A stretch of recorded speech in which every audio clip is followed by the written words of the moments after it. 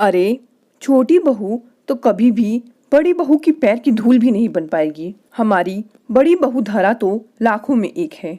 वसुंधरा अपनी वहीं पर बैठी बड़ी बहू धरा की अपनी ननंद केसरी के ही सामने भलैया लेते हुए बोली। और धरा तो ये सब देखकर बहुत खुश होती, क्योंकि देवरानी के सामने उसको महत्व जो दिया जा रहा था। इतना सब कुछ करती हूँ सबके लिए, लेकिन मम्मी जी का ध्यान कभी मेरे तरफ जाता ही नहीं। बुआ जी कुछ दिनों के लिए आई, उनके सामने भी मुझको नीचा दिखा रही हैं। आखिर क्या सोचेंगी बुआ जी मेरे बारे में। लेकिन आज मैं बिल्कुल भी चुप नहीं रहूंगी। आखिर मेरा भी तो सम्मान मायने रखता है। वसुंधरा की बात सुनकर रसोई में खड़ी चाय बनाती हुई सरू की आंखों में आंसू झिलमिला उठे। केसरी, लेकिन भाभी, मैं तो जब से आई हूँ तब से बराबर देख रही हूँ कि सरू हर काम आगे से आगे कर रही है। शायद केसरी को वसुंधरा की बातें हजम नहीं हुई। ननंद रानी, करती तो है सरू सब काम, लेकिन जितनी कार्य कुशलता से धरा सब काम निपटाती है, उतनी कार्य कुशलता सरू के अंदर है ही नहीं। वसुंधरा मुंह बिचका कर बोली, मम्मी जी, मेरी शादी को इतने दिन होने को आए, लेकिन आपने मेरी प्रशंसा में शायद ही कभी आपने एक भी शब्द बोला होगा, बल्कि आपने हमेशा भाभी से मेरी तुलना करते हुए मुझको ताने ही मारे हैं। शायद इसकी वजह यही है कि मैं गरीब परिवार से संबंध रखती हूँ और आपके बेटे की पसंद हूँ, और भाभी अमीर परिवार से आई हैं। उनके मायके से आपके लिए खूब महंगे महंगे उपहार आते रहते हैं, और मेरे मम्मी पापा की इतनी सामर्थ्य नहीं। शायद इसीलिए आप उनको हर बात पर महत्व देती रहती हैं। आखिर मेरे ही साथ इतना भेदभावपूर्ण व्यवहार क्यों? अगर मेरा गरीब होना ही आपके इस भेदभाव का कारण है, तो मैं अपने पति को लेकर इस घर से अलग हो जाती हूँ। आप सिर्फ पैसों को मान देती हैं। हाँ माना, मैंने अपने साथ दहेज नहीं लाया दीदी के जैसे। हाँ माना, मैं आप लोगों की तरह बड़े घर से नहीं आई, मगर आप मुझे हर बारी जलील करें, इसका हक आपको नहीं दूंगी। आज सरू बिल्कुल भी चुप ना रह सकी और अपने हक के लिए उग्र हो उठी।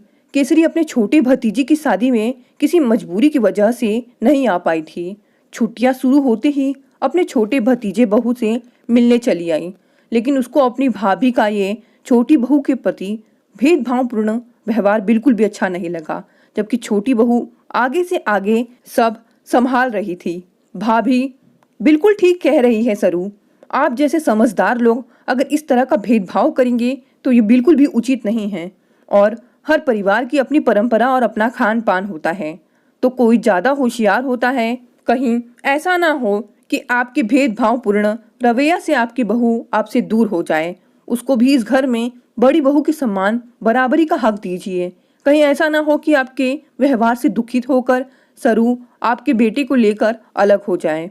फिर तो आपके पास हाथ मलने के सिवा कोई चारा भी नहीं रहेगा, और बहुओं के बीच भी एक अनदेखी सी खाई बनती चली जाएगी। आपने सुना ना कि सारू ने अपना हक मांग ही लिया है। ननंद केसरी ने अपनी भाभी को समझाते हुए कहा। वसुंधरा की बोलती बंद हो गई। छोटी बहू की बात सुनकर, अपनी ननंद केसरी की बातें समझकर वसुंधरा को अपनी गलती का एहसास तो हो गया। अब वसुंधरा अपनी दोनों बहुओं को बराबरी का मान देती है। हाँ, इससे बड़ी बहू को थोड़ी जलन तो होती है। उसे यह हजम नहीं होता कि सासू माँ इतनी जल्दी कैसे परिवर्तित हो गई। अब सरू और वसुंधरा तो एक दूसरे की हर जरूरतों का ऐसे ध्यान रखती हैं जैसे ये सास बहू नहीं, माँ बेटी हैं। दोस्तों, कहानी तो समाप्त हो गई, किंतु हमारे समाज में आज भी दहेज लाने वाली बहू की ज्यादा मान सम्मान और इज्जत दी जाती है। इसके विपरीत कम दहेज लाने वाली बहू को बिल्कुल भी इज्जत नहीं दी जाती। उसको नौकरानी का दर्जा दिया जाता है। एक ही घर में दोनों बहुओं से भेदभाव किया जाता है, उसके परिवार की हैसियत देखकर। दोस्तों, कहानी पसंद आई तो इसे लाइक और शेयर करें, और मेरे चैनल को भी सब्सक्राइब करें। धन्यवाद।